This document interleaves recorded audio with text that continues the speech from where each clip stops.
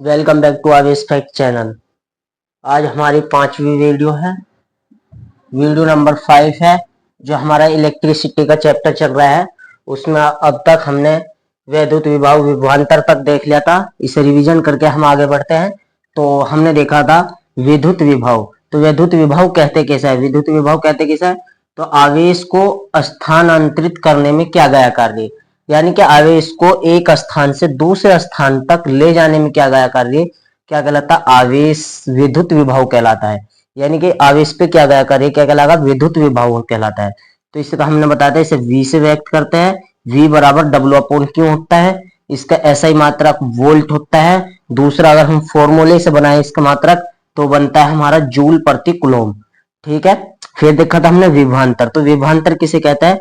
किसी आवेश को एक विभव से दूसरे विभव तक ले जाने में क्या गया कार्य क्या कहलाता? हमारा विभवांतर कहलाता है। विभवांतर को हम कैसे करते हैं? VB माइनस VA, यानी कि दूसरे विभव में से हम पहला विभव घटा देंगे तो हमारा विभवांतर मिल जाएगा। इसका जो मात्रक होता है सेम इसके जैसा होता है, यानी कि वोल्ट होता है। ठीक है। एक नोट करके लिख लेंगे कि वोल्टेज के अंतर के कारण ही विद्युत धारा बहती है। यानी कि सपोज डेट, यानी कि जब हमारा अंतर होगा, एक जगह कम होगा दूसरी जगह ज्यादा होगा, यानी कि ज्यादा से कम की ओर प्रवाह करेगा। ठीक है। तो हम इससे आगे कंटिन्यू करते हैं। तो इसे रफ कर देते हैं और आगे चलते हैं।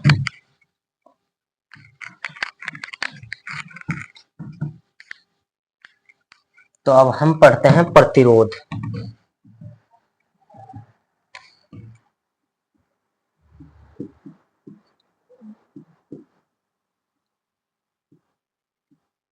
प्रतिरोध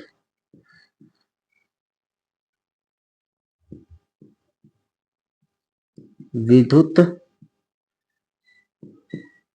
धारा के प्रवाह, विद्युत धारा के मार्ग या पथ कह देंगे। ठीक है। में रुकावट को विद्युत रुकावट को प्रतिरोध कहता है। प्रतिरोध कहते हैं। प्रतिरोध कहते हैं। इसे R से व्यक्त करते हैं। तो प्रतिरोध हमने बताया विद्युत धारा के मार्ग में रुकावट को क्या कहते हैं? हम प्रतिरोध कहते हैं।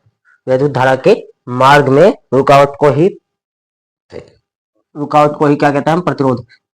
ये ऐसे कह सकते हैं, प्रवाह में रुकावट को ही क्या कहते हैं? हम प्रतिरोध कहते हैं। इसे R से व्यक्त करते हैं। R बराबर ml/ne² टाउ a। तो m क्या है यहाँ? द्रव्यमान। m क्या है? द्रव्यमान पदार्थ का, यानी कि जिस तार में बहरी, जिसमें बहरी, तो उसका द्रव्यमान है, द्रव्यमान। और L क्या है? लंबाई।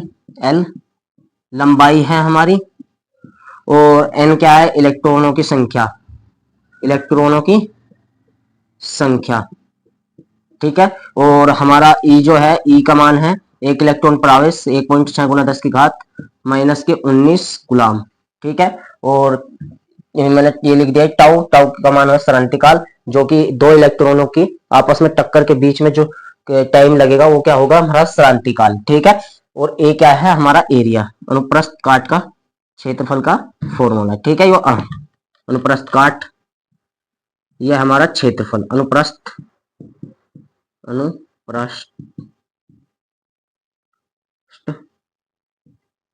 काट का क्षेत्रफल।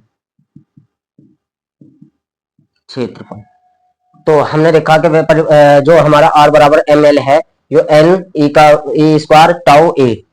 ठीक है। जहां टाउ क्या है? सरांतिकाल, m क्या है? द्रव्यमान, l क्या है? लंबाई, और n क्या है? इलेक्ट्रॉन की संख्या, e क्या है? 1.6 गुना 10 की घात -19 कूलम, a क्या है? अनुप्रस्थ काट का क्षेत्रफल। ठीक है। अनुप्रस्थ काट का क्षेत्रफल। तो अब हम यहां देखेंगे कि जो हमारा है, तो ये जो है, अब हम लिख सकते हैं m n e टाउ। ठीक है। ये क्या है? ये हमारी क्या है, ये तार बदलेंगे तो बदलेगा, नहीं तो बदलेंगे नहीं। क्या क्या है, कांस्टेंट है ये, कांस्टेंट यानी कि क्या है, कांस्टेंट है। और जब ये कांस्टेंट है तो इन्हें लिख सके हम एम एन ई और टाउ, इन्हें लिख सकते हैं हम क्या, रो। क्या लिख सकते हैं, रो। ये क्या है, रो। क्या है, रो। और रो अब लिख सकते हैं हम आर बराबर रो एल अपॉन ए, ये लिख सकते हैं। एक फॉर्मूला निकल के आ गया हमारा यहाँ। तो आर जो है, आर हमारा लंबाई पर डिपेंड करेगा, लंबाई के अनुक्रमानुपाती होगा, और हमारा क्षेत्रफल के वैध कर्मानुपाती होगा। ठीक है। और जो हमारी ये है रो किस पर डिपेंड करेगा, हमारा द्रव्यमान पर, इलेक्ट्रॉनों की संख्या पर, इलेक्ट्रॉन के द्रव्यमान आवेश पर और क्रांतिकाल पर। ठीक है। तो बाकी किसी पे नहीं करने का। तो ये चेंज होंगे तो हमारा क्या होगा, रो चेंज होगी। अगर ये चेंज नहीं होंगे तो हमारी रो चेंज नहीं होगी। यानी कि इसे कहते हैं प्रतिरोधकता। क्या कहेंगे, प्रतिरोधकता। ठीक है।